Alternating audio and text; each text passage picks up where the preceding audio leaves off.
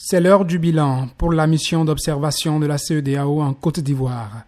Depuis la campagne électorale jusqu'au déroulement du scrutin, tout un mécanisme avait été mis en place pour être témoin de tout.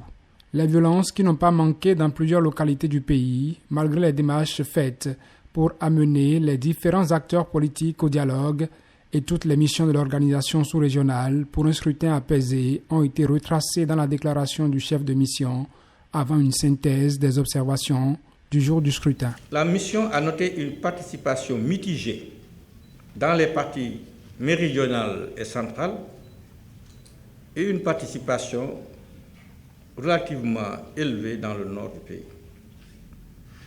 La mission a noté que les actes de violence observés pendant le processus électoral constituent une entrave à l'expression effective de la démocratie. La mission a également noté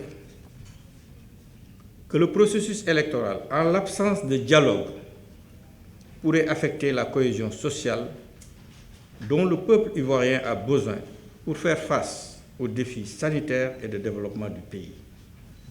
Passé le jour du vote, le défi de la paix en Côte d'Ivoire reste à relever. Il faudra dialoguer pour qu'advienne cette paix souhaitée pour le pays. La commission de la CEDEAO porte ce vœu.